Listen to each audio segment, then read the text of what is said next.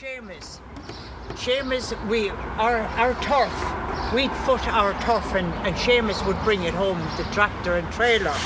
So there was me, Matthew, Susan, we were in the car, and Seamus, of course, we left him on the bog. He was driving the tractor. So on the way home, you can imagine it was a scorching day, and I don't know who said it, but someone said, Lord, wouldn't it be lovely now to go into Morrisey's and get a pint? Yeah. So we did.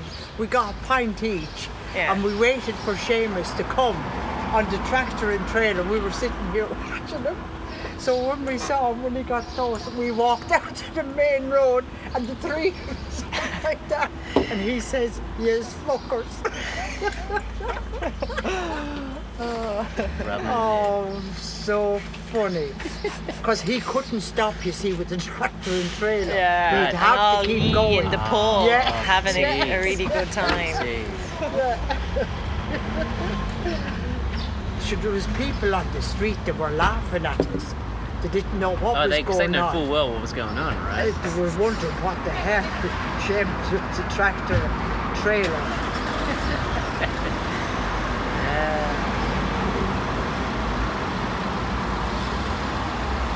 So, on a day like St. Patrick's Day, does this town, like, as being a heritage listed, is this a place where people are drawn to, like? St. Patrick's Day here in Ireland, like all these small little towns, they would have a parade. All parade. But I mean, it wouldn't be a big deal. Right. They'd have a little Yeah. parade, kind of. Yeah. And I mean, a lot of like parents would bring their children, and like a lot of it is spent really in the pub. Like the towns that would have big parades are Cork, Galway, where it's really, they go And Dublin all out. is massive. Right. And the parade might last like 2 hours, and the effort and the artwork and the creativity that goes into Yes. it is wow, bands Yeah. playing. You know. But these little small towns now, it's not. But to be a band now playing in Portlaoise and all, like Yeah, there's a little parade. Huge, you know, big. it's And not Super Value that is here much as well, effort Sandra. goes into it though. Right. So there's no, like, as much as the day means to the Irish, doesn't somewhere like of great heritage like this doesn't necessarily draw people into it. It's more the major centres that where all the big festivities and the draw cards instead. Right. Yeah, like people maybe would even go to Cork on St. Patrick's Day from here to enjoy it, you know. But you see, it's But I all- mean, this town, like, it does attract a lot of touristy people Yeah. that want to come over to Ireland to buy a house. Yeah, it's I don't know. This would appeal to them. It's a little small, little quaint town, you know. Yeah, loads of people come to retire in a place like this. Yeah. Okay.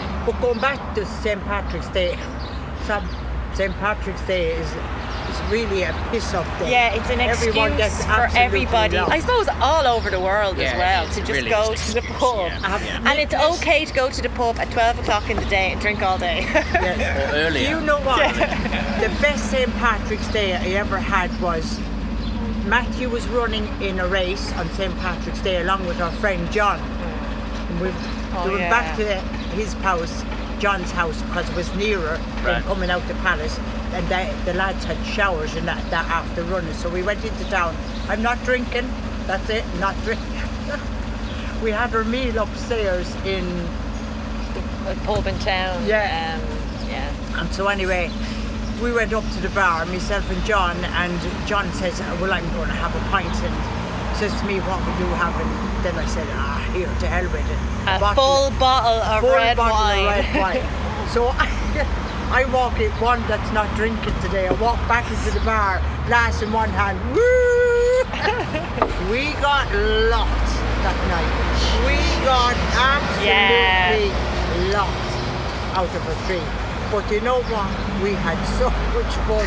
And I always remember, Sandra, you were pregnant. Yeah, at the time. You were pregnant with Kewell. And I went everyone, home and early. Kirby arrived, Sandra's friend. So Sandra said, she got out of it. She said when all the shine talk started, she said, I'm out of it. Because everyone was drunk and talking bullshit. It's probably the best time to leave once the shit starts flowing. You're like, all right. Yeah. Sandra says, I'm out of here. I know. It was a great day though. We had great laughs. I mean, when we were all kind of sober at the time and a bit merry, it was great. But then when you get locked, you don't know where you are, or you're looking around, you can't even see your friends. The pubs here in Ireland on St. Patrick's Day, I don't know what it's like where you're from, but it's like, oh my God, it just goes crazy. I mean, people getting sick on the street, in the pub, people starting fights. Right. It's just madness. It's like a circus, you know. It's just goes kind of crazy. It's the same everywhere. Because people are just drinking all day, so that night everyone is just drunk, and everyone's just acting mad. You know? But we've had some. We've had. What some about in great Australia? nights. I mean, St. Patrick's Day are the Aussies the same? Are they drinking all day and? Oh, I think they would like to, but it's because it's not like a public. Is it a public holiday here, St. Pat's? Public order. Public holiday, so you get gets the day off kind of thing. Yeah, but they have to be in work the next day. Right, yeah. So no one has the day off in Australia. So right. As much as it's blown up as something to or an excuse to drink, you know, people do have to wait till they get off of work at 5 or something to make the most of it. So you'll probably see any Irish that are in town are in and at it. Okay. It is a little bit hammed up in that, you know, they give you green beer and all that kind of thing. Green beer. So Nicholas, yummy. Yeah. Nicholas, does the Irish have a name as drinkers in Australia? Only as much as Australians have a name for drinking. To be quite honest, from what I can see, the Irish have a bad name. I don't know why, because of their drinking. But as far as I can see, I don't know why. I think the Irish the Irish kind of have like a bad name for themselves because they were most of the bushrangers in Australia's history were Irish. Oh, like, really? Ned Kelly, our most iconic bushranger, is Irish, you know. Yes, yeah. And so that's right. The Irish, I've forgotten about. Historically in Australia, have a name for themselves just to be troublemakers in general. That's right. Right. Yes. So yes. When they get drink, we've had several nights out in Portlaoise where we had a laugh.